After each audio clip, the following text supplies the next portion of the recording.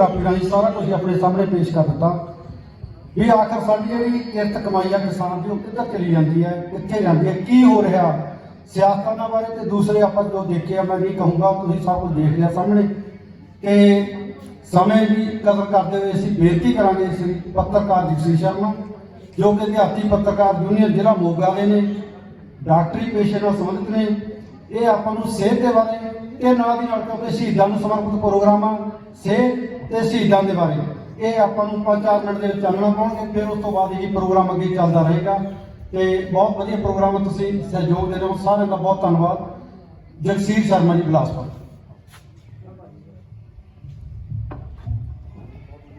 महान शहीद औतम सिंह जी उन्होंने याद में करवाए जा रहे प्रोग्राम के पहुंचे हुए गज के बुलाओ फतेह। वाहिगुरू जी का खालसा, वाहिगुरू जी की फतेह। मेरे तो पहला मेरे बहुत ही प्यारे मित्र कुलदीप नदेके जी ते मेरे दोस्त हरविंदर दवाना जी, उन्होंने वालों कुलदीप जी ने बड़े खुले विचारों का ही तुहानूं दस्सिया खेती के संबंध में, हरविंदर दवाना जी ने वो चिट्टे बगले नीले मोर ते डेरिया वाले जोड़े सारे चोर आ उहदे बारे तुहानूं बड़ा कोरियोग्राफी राही दस्सिया कि तुहाडी लुट किवें हुंदी आ। शहीदों की चिताओं पर लगेंगे हर वर्ष मेले, बदन पर मिटने वाले का यही निशान होगा कि उन्हां दियां यादां दे विच मेले लगदे ने जिहड़े अपणियां जिंदगियां लोकां लई निछावर कर जांदे ने।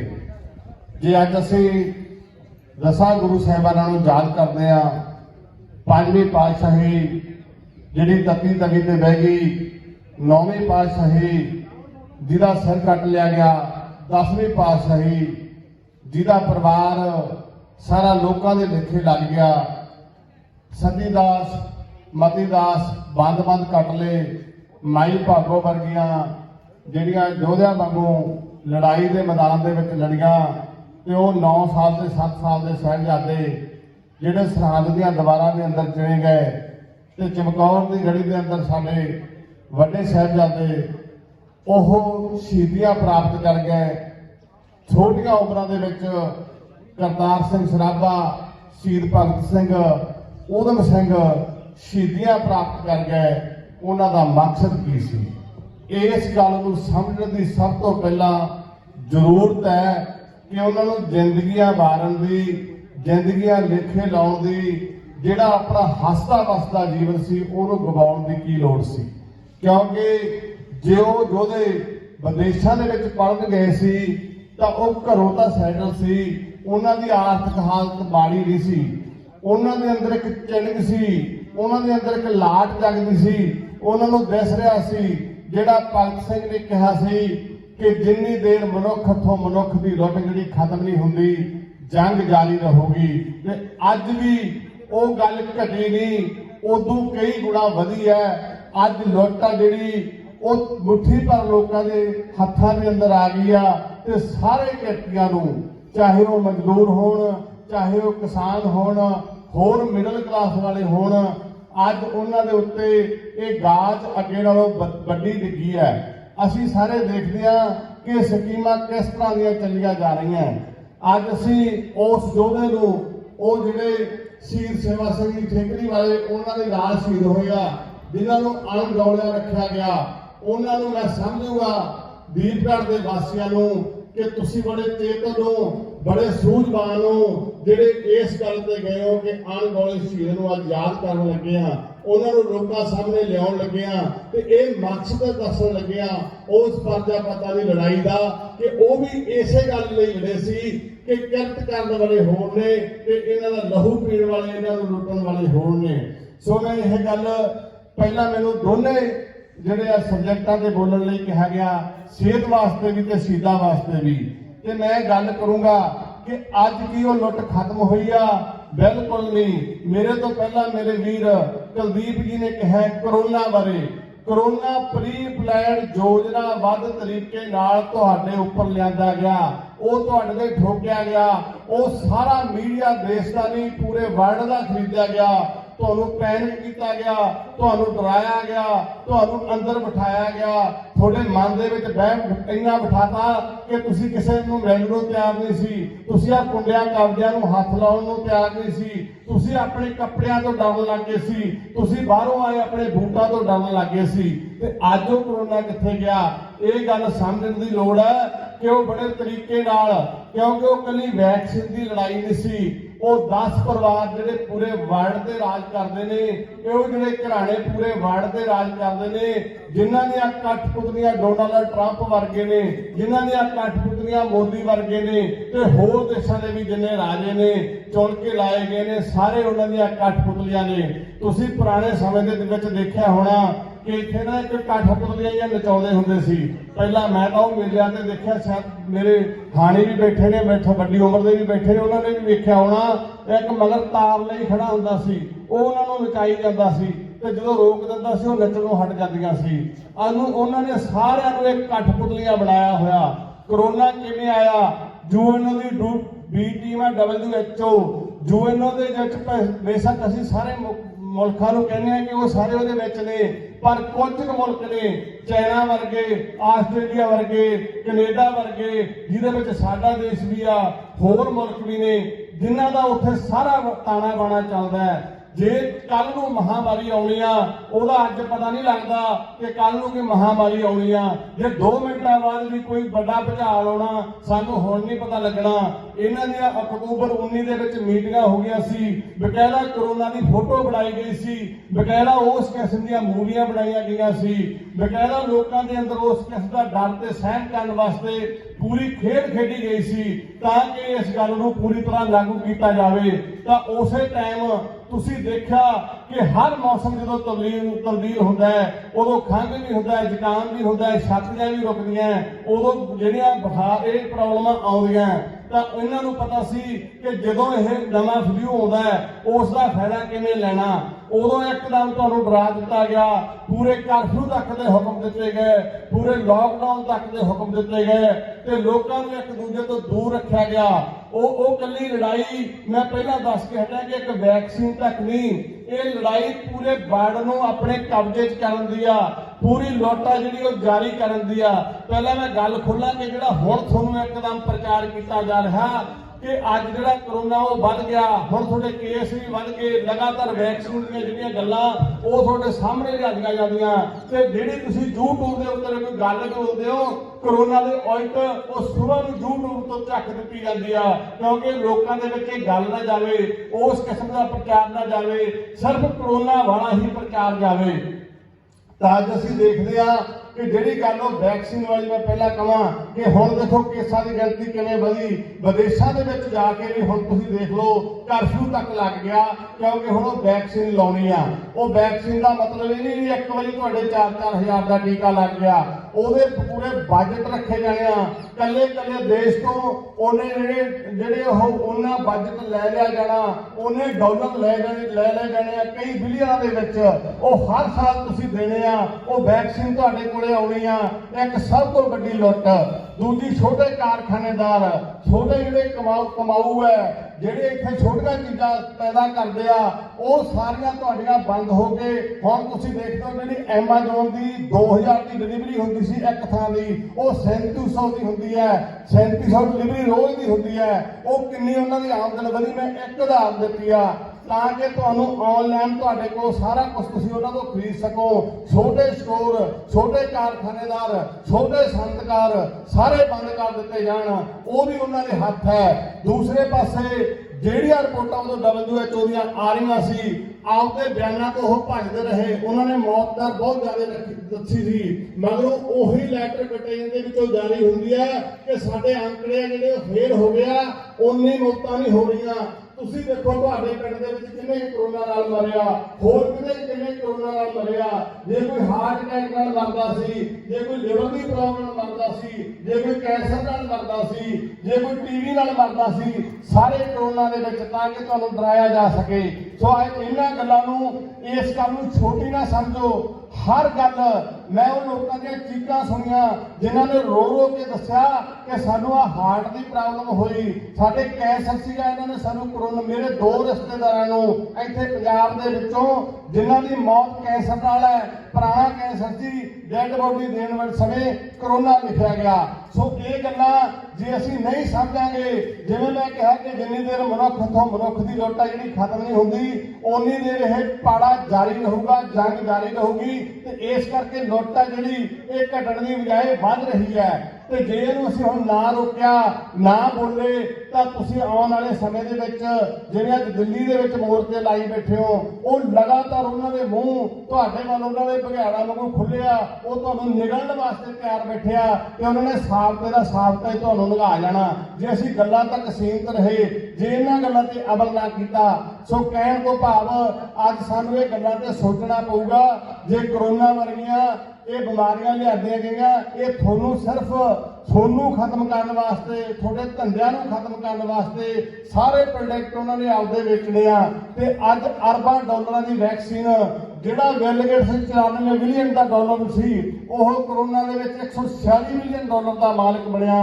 ਤੁਹਾਡਾ ਆਵਾਮੀ ਵੰਡ ਤੋਂ ਚੌਥੇ ਨੰਬਰ ਤੇ ਆਇਆ। ਕੀ ਗੱਲ ਤੁਹਾਡੇ ਕਾਰੋਬਾਰ ਬੰਦ, ਉਹਨਾਂ ਦੇ ਛੜੱਪੇ ਮਾਰ ਕੇ ਕਿਵੇਂ ਵੱਧ ਗਏ? ਇਹ ਗੱਲਾਂ ਤੁਹਾਨੂੰ ਸੋਚਣੀਆਂ ਪੈਣਗੀਆਂ, ਇਹ ਤੁਹਾਨੂੰ ਇੱਥੇ ਫਿੱਟ ਕਰਨੀਆਂ ਪੈਣਗੀਆਂ, ਇਹਨਾਂ ਦੇ ਉੱਤੇ ਤੁਹਾਨੂੰ ਫੈਟ ਦੇਣੀ ਪਊਗੀ। दूसरे पासे जे आ बिल जिहड़े पास आ, कल्ली GDP की खेती की डाउन नहीं हुई सी, बाकी इन्होंने देख लिया सी थर्मामीटर ला के चैक करके, उदों ही तुहाडे खेती बल्ले नूं पै गए। इस तरह के बिल बनाते। अज मान लो मैं कोई स्कूल चला रहा उदाहरण वजों, तो मैनूं स्कूल दे विचों हर महीने घाटा पै रहा, मैं टीचरां नूं तनख्वाह जेब चों दे रहा, आखिर में मैं छड्ड दूंगा कि मैनूं स्कूल दे विचों घाटा पै रहा। यही हाल थोड़ी खेती दी करके थोनू मुनाफे घटा के थोड़े खर्चे बढ़ा के इन्होंने सारिया खेतियां ते कब्जे कर लेने। अज ये थोड़ी मक्की 10, 20, 30 रुपये मिलती है, उही स्टोरां दे विचों 100-150 रुपये दे घरों आउंदी आ। उही छल्ली तुहाडी खेत दे विचों पैकेट दे विच पै के 45 रुपये दी तुहानूं मिलदी आ। तां ये सारा कुछ तुसीं की अखी देखते रहोगे, पर नहीं। मैं अज वधाई दिंदा पंजाब दे लोकां नूं, पूरे देश के किसानों को कि तुसी समझ के तुसी सड़कों ते निकले आए। अज तुसी सरकार की हिक ते जिहड़ा गोडा अपना वो रख दिता है, पर यह गोडा हुण चकना नहीं। जे असी वो लड़न वालियां दे नाल सहयोग देवांगे, लड़न वालियां दे नाल खड़ांगे, इस गल ते ध्यान देवांगे कि जिहड़ा वो लटेरा है, जिहड़ा वो जालम है, उहने मूँह जिहड़ा पंजा साडे वल्ली वधा लिया, अज उहदे पंजे नूं तोड़न दी लोड़ है। अज उहदे जिहड़े इह खूंखार नहां नूं तोड़न दी लोड़ है। ते जदों असीं इस गल ते जाग पे, फिर उहदा साडे ते कोई अमल नहीं होना। अगली गल असीं कहने, असीं मैं सेहत दे नाल संबंधित गल करां कि असीं बड़े चेतन हो गए हैं, असीं बड़े सूझवान हो गया। मेरा वीर कुलदीप तुहानूं दस के गया, मैं कहूँगा नहीं, असीं सूझवान नहीं होए। अज भी साडी जिहड़ी उम्र है वो 125 साल तक गिणी जाती है। 25 साल तुसीं माड़े पानी दे, जहरीली हवा दे सारे पासे ते कढ दिओ, 100 साल तक जिउ सकदे आ, पर 100 साल तक नहीं। तुसीं रोज़ भोगां ते जांदे हो, रोज़ तुसीं संस्कारां ते जांदे हो, तां उत्थे जाके उम्र पुछदे हो 60 साल ते 65 साल। अज मैं तुहानूं दसदा, मैनूं कनेडा तो मैनूं 2 महीने होए आ, मैं कोई 20 मौतां ते जाया हाँ। किसी भी उम्र 65 तो 70 तो नहीं सी वधी। असीं किन्ने क चेतन हाँ कि असीं अपनी जिंदगी दे 40 साल गवा ले, असीं किन्ने क समझदार अपने आप को समझते हैं। तो इत्थे थोनू बड़े तरीके नाल तुहाडे नाल लगदा सूबा राजस्थान, अज उन्हां लोकां दी उम्र पुछो, तुहाडे नाल लगदा सूबा हिमाचल, उन्हां दी उम्र पुछो, तां तुसीं उत्थे जाके गल करो। मेरे बड़े वीर बैठे ने, मेरे बजुर्ग बैठे ने, हले भी वो 100 साल तक जिउंदे आ। की गल पंजाब वाले क्यों 60-65 ते मरन लगे? सानू ही 35 साल की उम्र से ब्लड प्रेशर ते शुगर दी दवाइयां क्यों खाणियां पै गईयां? सानू ही कैंसर दे विच लगातार वाधा क्यों हो रहा? साडे लीवर क्यों खराब होने लगे? साडे फेफड़े क्यों जवाब देने लगे? साडे जिहड़े गुरदे आ वो क्यों फेल होने लगे? माड़ा पानी, जहरीली हवा ते तुहाडीआं जहर वालियां चीज़ां जिहड़ियां तुसीं लगातार खा रहे हो। दूसरे पासे तुहाडे दिमाग ते हमेशा बनिया बोझ, स्ट्रैस, कदे तुसीं फ्री माइंड नहीं हुंदे। ते तीसरे पासे जिहड़ी थोड़ी एक खुराक दा हिस्सा ही नहीं सी, अंग्रेज़ां ने चाह लिया के तुहाडे ते सिੱਟੀ, ਉਹ थोड़ी खुराक नहीं सी चाह। तुसीं लोग सीगे ਫਰੂਟ ਖਾਣ ਵਾਲੇ, ਤੁਸੀਂ ਲੋਕ ਸੀ ਛੋਲੇ ਚੱਬਣ ਵਾਲੇ, ਤੁਸੀਂ ਲੋਕ ਸੀ ਬਾਜਰਾ ਖਾਣ ਵਾਲੇ, ਤੁਸੀਂ ਲੋਕ ਸੀ ਗਵਾਰਾ ਖਾਣ ਵਾਲੇ, ਤੁਸੀਂ ਲੋਕ ਸੀ ਮੱਕੀਆਂ ਖਾਣ ਵਾਲੇ। ਉਹ ਚਾਹ ਤੁਸੀਂ ਪੀਣੀ ਸ਼ੁਰੂ ਕੀਤੀ। ਉਸ ਤੋਂ ਬਾਅਦ ਇੱਕ ਸੋਚ ਕੇ ਦੇਖੋ, ਜਦੋਂ ਤੋਂ ਲੈ ਕੇ ਕਣਕ ਦਾ ਦੌਰ ਆਇਆ ਜਿਹਦੇ ਵਿੱਚ ਗਲੂਟਨ ਸਭ ਤੋਂ ਜ਼ਿਆਦਾ ਹੋਇਆ, ਕਣਕ ਸਾਡਾ ਹਿੱਸਾ ਨਹੀਂ, ਕਣਕ ਸਾਡੀ ਖੁਰਾਕ ਨਹੀਂ। ਤੁਹਾਨੂੰ ਮੇਰੀ ਗੱਲ ਬੜੀ ਟੇਢੀ ਲੱਗੂਗੀ ਕਿ ਇਹ ਕਹਿ ਰਿਹਾ ਕਣਕ ਸਾਡੀ ਖੁਰਾਕ ਨਹੀਂ। ਸੱਚਮੁੱਚ ਹੀ ਕਣਕ ਤੁਹਾਡੀ ਖੁਰਾਕ ਨਹੀਂ। ਦੁੱਧ ਐਨੀਮਲ ਫੂਡ ਆ, ਦੁੱਧ ਵੀ ਤੁਹਾਡੀ ਖੁਰਾਕ ਨਹੀਂ। ਤੁਸੀਂ ਦੇਖੋਗੇ ਪੁਰਾਣੇ ਸਮਿਆਂ ਦੇ ਵਿੱਚ ਦੁੱਧ ਜਿਹੜਾ ਸਾਫ਼ ਹੁੰਦਾ ਸੀ, ਜਿਹੜੀ ਫਸਲ ਸੀ ਉਹ ਜ਼ਹਿਰ ਮੁਕਤ ਸੀ। ਤੁਸੀਂ ਖੇਤਾਂ ਦੇ ਮਗਰ ਹਲ ਲੈ ਕੇ ਸਾਰਾ ਦਿਨ ਤੁਰੇ ਫਿਰਦੇ ਸੀ, ਤੁਸੀਂ ਕਹੀ ਜਾ ਕੇ ਸਾਰਾ ਦਿਨ ਕੰਮ ਕਰਦੇ ਰਹਿੰਦੇ ਸੀ, ਤਾਂ ਉਹ ਤੁਹਾਨੂੰ ਡਾਈਜੈਸਟ ਹੋ ਜਾਂਦਾ ਸੀ। ਹੁਣ ਤੁਹਾਨੂੰ ਫੈਟ ਜੰਮਦੀ ਆ, ਤੁਹਾਡੇ ਜਿਹੜੀ ਬਲੌਕ ਹੋ ਜਾਂਦੇ ਆ, ਤੁਹਾਡਾ ਲਿਵਰ ਫੈਟੀ ਹੋ ਜਾਂਦਾ ਹੈ, ਲਿਵਰ ਇਨਲਾਰਜਡ ਹੋ ਜਾਂਦਾ ਹੈ, ਪੇਟ ਦੇ ਵਿੱਚ ਪ੍ਰੋਬਲਮਾਂ ਆਉਂਦੀਆਂ। ਤਾਂ ਇਸ ਕਰਕੇ ਮੈਂ ਕਿਹਾ ਕਿ ਕਣਕ, ਦੁੱਧ, ਚੌਲ ਇਹ ਤੁਹਾਡੀ ਖੁਰਾਕ ਨਹੀਂ।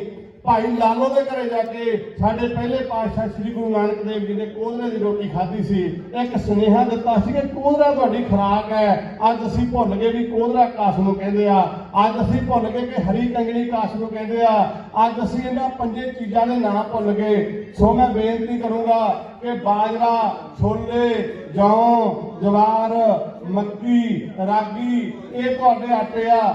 ਇਹਨੂੰ ਤੁਸੀਂ ਬੜੇ ਤਰੀਕੇ ਨਾਲ ਇਹਦਾ ਡਾਈਟ ਪਲਾਨ, ਫਰੂਟ ਜਿਹੜੀ ਚੀਜ਼ ਧਰਤੀ ਤੋਂ ਪੈਦਾ ਹੁੰਦੀ ਆ ਉਹ ਤੁਹਾਡੀ ਖੁਰਾਕ ਹੈ। ਤੁਸੀਂ ਇਸ ਗੱਲ ਨੂੰ ਲਾਗੂ ਕਰਕੇ ਦੇਖੋ, ਫਲ ਖਾ ਕੇ ਦੇਖੋ।